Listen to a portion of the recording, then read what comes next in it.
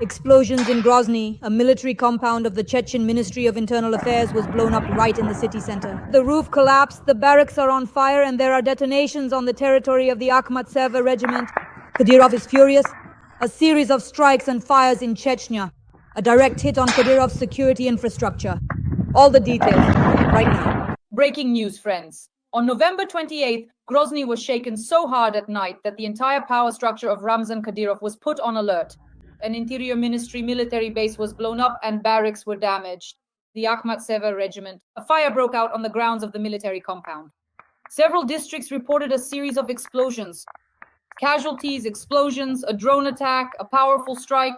Grozny came under a massive attack by Ukrainian drones. Ascent analysts geolocated the footage to the military compound. The roof collapsed on Kadyrov Avenue. One of the service buildings is on fire and the barracks have been damaged. Preliminarily, this is the location of the 291st Motorized Rifle Regiment, which is participating in the war against Ukraine. Local public channels report that 2 sites were hit at once. The Rosgvardia military compound in the Baisangurovsky district of Grozny and facilities in the Shatulsky district. This is not the first incident. Drones regularly break through Chechen air defenses, and now the strike hit the most heavily guarded part of the city, the infrastructure of the Ministry of Internal Affairs and the Rosgvardia. We will analyze each attack and discuss them with the President of the Assembly of the Peoples of the Caucasus, Ruslan Kutayev, right now. There was an attack and a hit on the military Ministry of Defense, on the military base in Kankala, and this is very important, and there are S-400 and S-300 systems stationed there. The leadership of the Russian FSB for the Chechen Republic is located there. Their families, the Ministry of Defense, it's a separate military town. And this is essentially the command center over the Chechen Republic. We will wait with great hope that Budanov will send his envoys to Kankala as well. The Chechen Republic has always been militarized. It's packed with a huge number of units, all stacked on top of each other. And of course, they need to be hit as hard as possible. But still, everything should start with Kankala. Kankala needs to be hit so hard that nothing but a wet spot remains of it. Islam Khamdish, last night there was a series of explosions in Grozny. A military unit of the Chechen Ministry of Internal Affairs was blown up and the roof of the barracks collapsed. This is all the work of the armed forces of Ukraine. Administrative buildings are on fire. Units of the Akhmat-Sever National Guard were hit. The explosions were heard in several districts of the city at once. This is one of the most painful attacks on Kadyrov's security forces during the entire period of the war. Greetings to you. What was blown up and how do you assess the scale of the strike on the Ministry of Internal Affairs military compound? Dasha, hello to you. Yes, there is information that strikes were carried out on units in the city of Grozny and on National Guard units in the Shatoysky district in the village of Borzoy. This is the high mountain village of Borzoy. There are a lot of troops there. An entire brigade is stationed there. And finally, we see that Ukrainian drones, if you remember, before I used to say these strikes were coming from Mozdok and were FSB provocations. But today, I can say with enough certainty that these were Ukrainian drones that made it there. Why? Because there is no danger to the civilian population here. These are strikes against the armed forces, strikes against, let's say, soldiers, and against barracks, deployments, and buildings of the Ministry of Defense and the National Guard. And that's why I'm sure that these strikes were carried out by the Ukrainian side. A new chapter is opening now. Sanfongich, how serious is this? What kind of damage is there for Ramzan Kadyrov, for the Ministry of Internal Affairs? How large scale was the strike according to the information you have as of today? I do not have any information yet, at least for now, at this moment in time. I can confidently say that today or tomorrow, there will be fairly accurate data on who was killed. Who was hit? What matters most to me is that the civilian population was not harmed and civilian infrastructure was not damaged. And these strikes were carried out specifically against those forces that are currently opposing Ukraine. And that's why I think, first and foremost, this shows that Ukraine's capabilities are expanding. They are already starting to operate more broadly, more targeted. The fact that a strike was carried out in Borzoy, a mountain village, not exactly high in the mountains, but still a mountain settlement, also carries some symbolic significance. If we now return to Grozny, how painful is this specifically for Ramzan Kadyrov, the strike on the Ministry of Internal Affairs? Can this be considered an attack on his power center and on his personal chain of command carried out by the armed forces of Ukraine? Of course, without any doubt whatsoever, this clearly and unmistakably indicates that they were completely unable to protect or defend their own military units or forces. This very clearly shows that the war is now at this moment coming to this region, that the war is in fact arriving here. And it is causing harm to those people whom he has been seriously protecting, not letting them go to war. And now the war has come to their own home as well. This is very important from the point of view that they cannot be protected even while staying at home in their own units. From this perspective, it is highly significant. How will the situation within Chechnya's security forces change after such a strike? Because seriously, the barracks were on fire, the roof collapsed, and there was a detonation on the territory of the Akhmat-Sever regiment. Well, nothing will change here because no fewer dead are brought back from there, from the front lines, though there is a bit of a difference. In the vast majority of cases, these are people who were forced there against their will and sent forward. But here perhaps the significance lies with those people who last night. The people who attacked are those who are part of Kadyrov's troops. These are people he doesn't send to the front lines. People who ensure his safety, the security of his regime, the security of his power. From this perspective, of course, damage has been done, including reputational losses. I think now they will be reinforcing themselves specifically with missile defense and air defense systems, if that will be enough for them. With Kadyrov's resources, I think if such systems exist anywhere in Russia, he will definitely use them to protect his facilities. That includes his own home, his administrative team there, and also the mayor's offices. There are a lot of various high-profile people there. From their own point of view, they consider themselves, let's say, people of high status. That's their own opinion. And in order to highlight this image, let's say, and to provide this kind of status symbol, it needs to be secured. From this perspective, I think they will now make efforts to install power systems and similar ones. And in general, this is not the first time. Drones regularly breach Chechnya's air defense, and now the strike has hit the most heavily guarded part of the city, the infrastructure of the Ministry of Internal Affairs and the National Guard. Specifically, there were two targets: the National Guard military compound in the Baisangurovsky district of Grozny and a facility in the Chechnya'S district. According to residents, there were a huge number of explosions, a series of strikes, fires, and movement of equipment and vehicles. Shlankhamdevich, what does the Akhmat-Sever National Guard Regiment and the Motorized Rifle Regiment represent at this point in time? The floor is yours.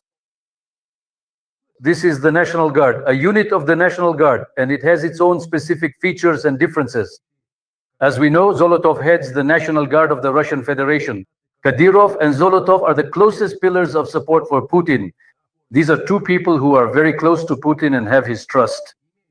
And in the territory of the Chechen Republic, it was not Zolotov who formed these units, but exclusively Kadyrov. He selected the command staff and he can replace them. And this is very close to him. This is Kadyrov's army. This is Kadyrov's force. There are a lot of them. And that's precisely why I firmly believe that striking the National Guard in the Chechen Republic is, in essence, striking Kadyrov's personal army, which is under his direct control. This is a significant point, and it is important to understand because this means something substantial in the broader context. Shlangmagnik, do you think this attack is some kind of signal to the Kremlin and personally to Putin, in your opinion, or is it a blow directed solely at Ramzan Kadyrov? I think this will ultimately be painful not only for Kadyrov himself, but also for President Putin as well, because these units are among those that will be directly responsible for ensuring and maintaining Putin's personal security at the most critical moment in Moscow. They will be transferred to Moscow, not in traditional mountain attire, but in the uniforms of the National Guard. There are National Guard units, but these are the units that were formed, nurtured and raised by Kadyrov, and they will be especially close to him. That is, for example, along the perimeter of the Kremlin walls, it is precisely these most trusted people who will be there. Because Putin doesn't trust the FSB, nor the Russian community, nor Russian patriots, he trusts these people. And striking at them is the same as striking at Putin's security. A very important point. Ramzan Kadyrov's private army has grown several times over since the start of Russia's large-scale invasion. This is reported by all open sources and opposition media. By how much and how many times has this army grown? And as of today, can it be considered Putin's private army? I'm interested in your analysis. I think Kadyrov himself mentioned this number. Sometimes it was 50, sometimes 70,000. I don't think this is just a play on words. In fact, as the war has gained momentum, and indeed the war has intensified, not now, but there was a time during the surge in 2024, the biggest surge when Russia was trying to break through Ukraine's defenses. At that time, when they were recruiting people, I think Kadyrov kept half or a third, or even more than a third, for himself there. And this replenishment of his personal army is because those people whom he mobilized to send them to the front lines in Ukraine, to the Ukrainian front, he kept them for himself this way. But this is not his own improvisation. This is coordinated with Putin. This is Putin's understanding that his time will come when he will need to defend himself, his loved ones, his power in Moscow. And that's why Kadyrov's army has a special role and special significance in the life of the Russian authorities. We have noticed that there are currently some migrant riots taking place in Moscow. Furthermore, the FSB is joining forces with the National Guard to attack accordingly migrants in major Russian cities, including Moscow and St. Petersburg. The arrests of migrants are being carried out jointly by the FSB and the National Guard. Taking into account the current marches of Russian nationalists, riots, and conflicts between war correspondents and Solovyov, for example, there are also veterans of the so-called special military operation, obviously. These terrorist killers are now also speaking out against Solovyov. It's a kind of snake pit situation. In your opinion, what is the current relationship between Kadyrov, the National Guard, and the FSB, given these kinds of turbulences at the center? It's important to understand clearly that the FSB's influence over the National Guard in the region still remains, although there are still some conflicts there because the central office, the leadership of the Russian National Guard, they are in conflict. Despite all this, part of Russia's management structure apparently still remains intact. They have not yet started openly fighting or entering into direct conflict with each other, although the time will come when they will do that as well. And that's why I think it is primarily the FSB that is provoking these migrant disturbances, these acts of migrant disobedience. And how exactly? They persecute them. They persecute them not lawfully, but in order to agitate these migrants to send in the National Guard. And so that this conflict, why is this being done? To strip Moscow of its defenses? If there are conflicts in the regions and the National Guard is involved in these conflicts, then as a force for counteraction, or let's say for Putin's protection, they won't be available, they can't be deployed in Moscow. That's why the FSB, the Federal Security Service, creates various conflicts and disturbances in the regions to tie up and occupy the National Guard forces locally so they can't quickly come to Moscow's aid and protect President Putin. This is also directly related to the behavior of nationalists who stir up the regions, persecute non-Russian peoples, Muslims, in order to scatter all the National Guard forces so that they can't be mobilized and gather in Moscow to protect Putin. Alexander Vladimirovich, we know that, in principle, European and American missiles are capable of striking Russian territory deep inside Russia. We've seen the Akhmat-Sever strikes, which had a certain effect among Russian war correspondents and propagandists. We know that we now have ballistic drones. I'm not even afraid to use that term because today I heard for the first time the phrase not ballistic missiles, but ballistic drones are being prepared. This is still something of an exclusive, but today I read this information. Our missiles are drones Flamingo. Now, what can be said about security in the region, meaning Chechnya military facilities? How vulnerable is Grozny itself now, specifically in terms of law enforcement and military sites? Ballistic drones are drones with rocket engines. This has indeed already been under development. Most likely they have already been launched. This isn't a motorcycle moving at 60 kilometers per hour for a whole day, trying to find ways to bypass missile and air defense systems. Here they can reach their targets quite seriously and at high speed. And the most interesting part is that the warhead is getting bigger. Delivering a strike, this is very important. In general, I want to remind our viewers that essentially drones consist of three parts. There's the airframe, the warhead, the optics for targeting, and the motor that actually carries all of this.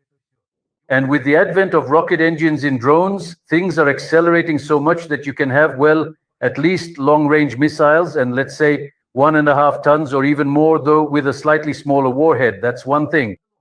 And these rocket-type drones are going to have a very serious impact. Now, as for how much this changes the situation, of course, it changes things.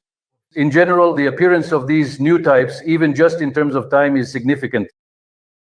If the previous drone took a whole day to fly, this one does it in an hour. So the processes intensify, they speed up. If you could attempt to shoot at slow-moving drones with a machine gun, an automatic rifle, or a shotgun, maybe you would hit them, maybe not. But when it comes to those drones that are carrying rocket engines, excuse me, there really needs to be a special method to destroy them, to shoot them down. And that's why, firstly, efficiency increases in terms of the time it takes to deploy them. And the effectiveness also increases in terms of the safety of the raids carried out by these drones. And so I think this as well, along with other already existing, currently developing, and applied methods of delivering strikes on Russian territory, will also contribute to improving the situation. Alexander Vladimirovich, you know Chechnya and its military facilities much better than many journalists and media representatives. Do you expect new attacks on security facilities in Chechnya? Absolutely, that's exactly what we're talking about. And in your opinion, which facilities are currently the most vulnerable? I think so. In the best of times, there were always at least 100,000 servicemen stationed in the Chechen Republic. That is, the Chechen Republic, the Chechen people have always been in a kind of, let's say, under pressure. And the army was stationed there solely because of distrust toward the Chechens. If there were, say, 150,000 or 200,000 troops in the entire North Caucasus, then 100,000 of them were stationed exclusively in the Chechen Republic. That's why there are several divisions, 5 to 6 brigades, both the National Guard and the Ministry of Defense. We still haven't heard of any attacks or hits there. On the military ministries of defense, on the military base in Kankala. And that's very important.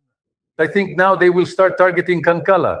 And there they have the S-400 and S-300 systems. The leadership of the FSB of Russia for the Chechen Republic is located there. Their families, the Ministry of Defense, it's a separate military town. And this is essentially the command center for the Chechen Republic. So we will wait. We will wait with great hope that Budanov will eventually send his envoys to Kankala as well. This is very important. And that's why the Chechen Republic is always militarized. It's packed with a huge number of units, all stacked on top of each other. And of course, they need to be hit as hard as possible. But still, it all needs to start with Kankala. With Kankala. Kankala needs to be hit so that nothing but a wet spot remains of it. Dear viewers, please like this video and share your thoughts in the comments about the strike in Grozny, and not just about our ballistic drones, but also about our new missiles, American and European missiles, and our partners' missiles that are flying deep into Russian territory. Friends, please subscribe to my YouTube channel, Dasha, and let us know in the comments where you're watching from. Your location is very important to us. Shalkangich, another very important topic is how we are constantly attacking Russia, and we are attacking Moscow, the Moscow region. There's a series of blackouts near Moscow. We attack thermal power plants, we attack Chechnya'S, the oil port of Novorossiysk, the Caspian Novorossiysk. We destroy ships, large landing ships, for example. The attacks are ongoing and very serious. Moreover, there have been attacks on military airfields where, among other things, 295 MS nuclear bombers are stationed. All of these are events from just the past few days that we are discussing with you, including the attack on the oil refinery, including just last night, the Novokuybyshevsk oil refinery in the Samara region, the largest Rosneft plant in the region, was ablaze. Up to 10 explosions were reported. How do you assess the work of the drone forces, Magyar, the security service of Ukraine, and the armed forces of Ukraine? I've just listed for you, so to speak, what has happened and what has been burning on Russian territory over the past 5 or 6 days. I want to say these are not the first strikes on the Novokuybyshevsk oil refinery. The roads have already been broken through, the paths have been laid. They already know. Indeed, Magyar is doing a great job. This is, without exaggeration, the most advanced drone army in the world. And this person, I want to remind our viewers, simply started from the trenches. He rose up from there. He's not some staff officer. He's someone who created, improved, and strengthened everything with his own hands. He created units, expanded them, and that's why he knows he's an expert. In this field, there is truly no one who is more highly qualified, both in terms of extensive experience and deep knowledge of drone development. And that is exactly why I want to say, this is my own assumption, but it is still based on common sense. They are deliberately not attacking yet. These thermal power plants, not until the cold really sets in. Not until there are real hard frosts. This could be done around New Year's when the frosts have already arrived. That's when these thermal power plants, whether they're boiler houses or a number of other facilities, need to be targeted. And I have not the slightest doubt that all these facilities are already known and accounted for. And the very best news, the Americans are transmitting detailed information to the Ukrainian side via satellite communication. They are advising on which roads have been laid, and for example, out of 28, out of 56, Witkov. I don't know whether it's Kirill Dmitriev or Putin or whoever. America continues to arm the Ukrainians with knowledge for attacks, for assaults on Russian targets. And that's why I think, and it's fair to expect, that the strikes will become more precise, more frequent, and more effective. Just as Russia does against the peaceful Ukrainian population, civilians. I want our viewers to understand this, and I want to emphasize it. Ukrainians attack only military and semi-military targets. Ukraine does not attack civilian targets. Ukraine does not attack schools, hospitals, or any other such places. There are no attacks on any of these.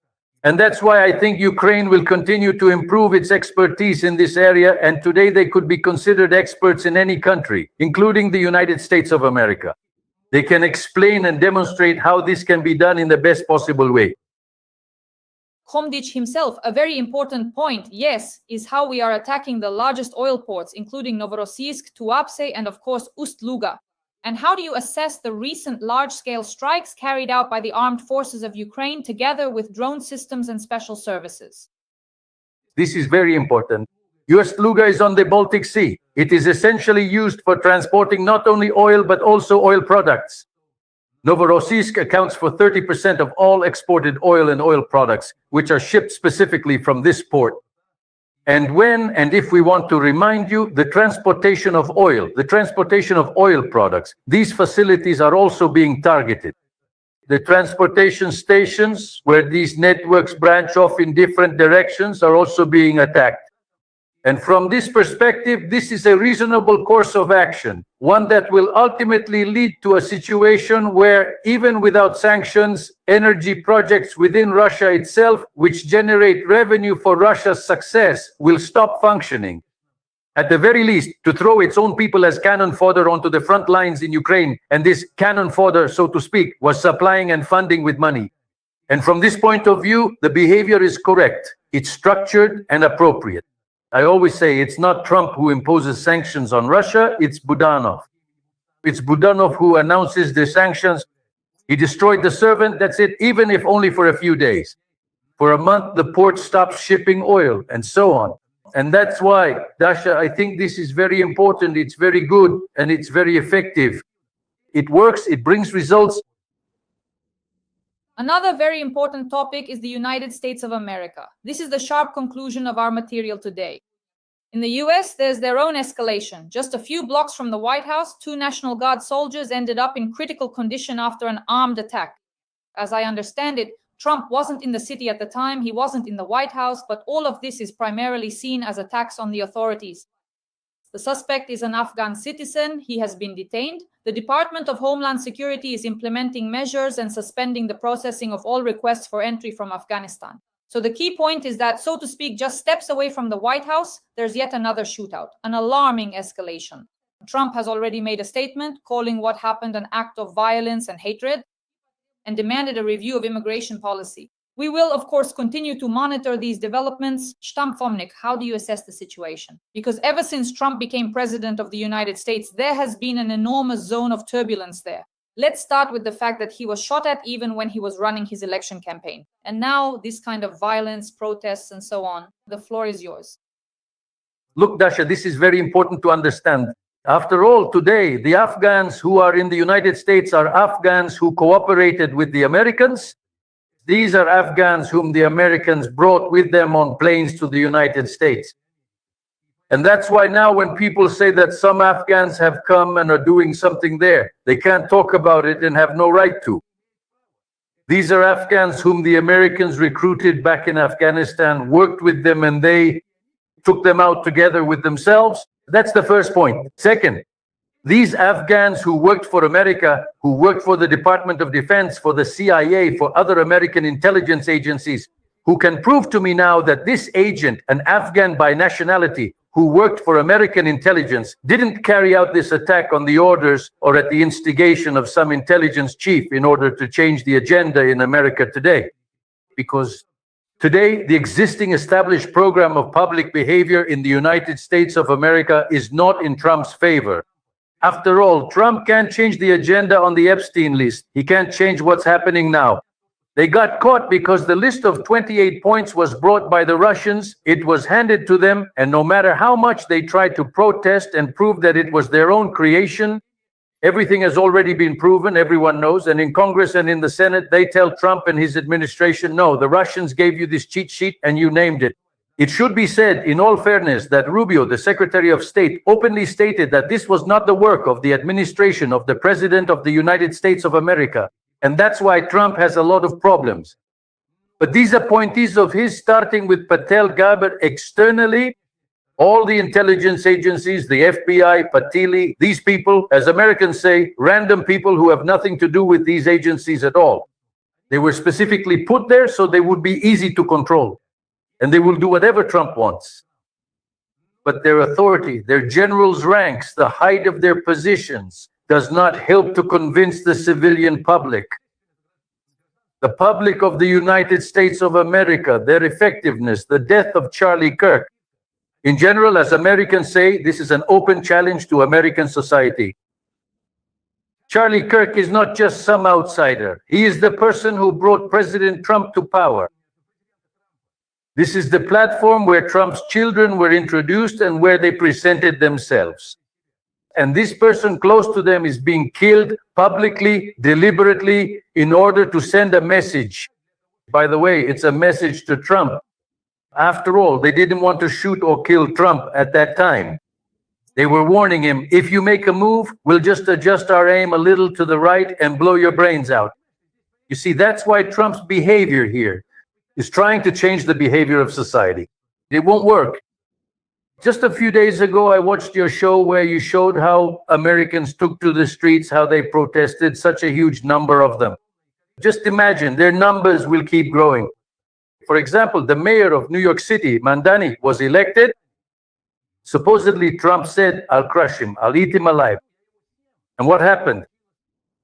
When they met in Trump's office in the administration, Trump just sat there smiling at him. Yeah, like, go ahead, say I'm a fascist. He doesn't want to get into a conflict with him at all. Why? Because New York stands behind Mandani. Why? Because Trump got into a conflict with society. Instead of him, instead of this Mandani socialist, it could have been someone else. They would have elected that person too. It's not so much love for Montana as it is hatred for Trump, his circle, his party. That's why now, for example, even Marjorie has officially left. She's quit. After all, she was Trump's flag bearer. She was a Trumpist to the core. When he was no longer president, she continued to serve him. And she left him, walked away. This is a sign that the ship called Trump is sinking, going under. And he's trying to do anything he can to change the agenda. And I'll tell you one last thing about this. That's why they're trying to start a little war in Venezuela. In general, for our viewers to understand, in the United States, the effectiveness or ineffectiveness of the government is judged by the prices of gasoline and diesel. In other words, by the prices of petroleum products. If prices go up, the government is bad. It can't do its job. It doesn't protect the interests of Americans. If prices go down, it means this president is effective and should stay in office. Prices have gone up. Both Trump and his sponsors, those who brought him to power and controlled him, they want at all costs to occupy Venezuela, to install a government they can control, so that by summer, more precisely by summer, fall, September, or at least by August, fuel prices need to be significantly reduced. This is so that in the upcoming midterm elections, the Republicans don't lose both the Senate and the United States Congress. When we clearly understand the set parameters of the authorities' behavior, when we clearly understand what they are trying to do, and how to build our own behavioral strategy, then we know and keep track of them. And that's why Trump is losing and he's frantically searching for a way out. And in this state, he could do a lot of unpredictable things. Slava Evgenievich, the Witkov tapes about how they made an agreement with Ushakov and Kirill Dmitriev on how to influence Trump, about how essentially Witkov was explaining how to manipulate Trump so that there would be no missiles for Ukraine. About how, as of today, Congress and the Republicans are furious and consider Witkov a traitor, a criminal guilty of treason, and in general, he is being accused of treason. But at the same time, Witkov will fly to Moscow next week as if nothing happened. That's absolutely right. Many Americans in power in Congress have stated that Witkov committed a state crime. He essentially acted on behalf of a hostile state as a representative of an enemy country. He was instructing them on how to behave in order to deceive the president he serves, the president of the country of which he is a citizen and an employee of its administration one way or another. And that's why this is classified strictly as treason, as betrayal of the homeland. And that's why they got caught, because it has already been proven that what they are showing in English is actually a translation from Russian. There are even experts who have essentially identified who wrote it, the surname of this person, because by analyzing the handwriting in previous documents from different times and the style in which the document was composed, they were able to determine this as well. So from this point of view, it's good that today the whole world knows, including, no matter how Trump behaves, everyone knows.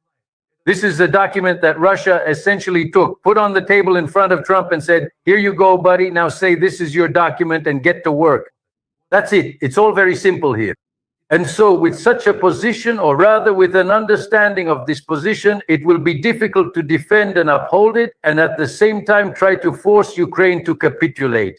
That's the first point. Second, Europe. Europe does not fully agree. I'm not trying to claim this right now, but at the very least, we know that both British and American newspapers published articles saying that the Ukrainian negotiating side even gave the green light to those 28 points. I don't know. I can't say for sure, but the fact is the press reported that it was specifically the Europeans who did not allow this to happen. So what does this indicate? It means that in Europe there are mature forces, and day by day they are becoming stronger. These are Germany, France, Britain, Poland, without a doubt. These, let's say, 4 or 5 players all feel equally united with Ukraine. They understand that if Ukraine loses, it means they have lost as well. That's really great. It's great for our position. Such understanding, such, let's say, deep understanding. And we know, literally just yesterday, they announced that Europe is allocating a very large sum to Ukraine, I think about 30 billion in allocated funds. That's the figure they mentioned. What does this tell us? There are allies who are getting stronger, even if at some stage Trump erratic, under pressure, being blackmailed. Even if something does happen, there are allies with whom Ukraine, all of us, will withstand this pressure and we will get through it. There's no need to throw ashes on our heads right now, by no means. This situation, well, excuse me, this isn't the beginning of 2024. It's a completely different situation. Right now, and I'll be honest, the circumstances are absolutely different. Friends, please like this video and subscribe to my YouTube channel. Together with the President of the Assembly of the Peoples of the Caucasus, we regularly appear on my YouTube channel to discuss current political and military events. Next week, Witkov will fly to Moscow and Shlangdichi and I will definitely discuss this situation. We'll meet the same day, record a stream, so friends, stay tuned. President of the Assembly of the Peoples of the Caucasus, Shlangdichi, thank you very much and see you next week. All the best. Take care.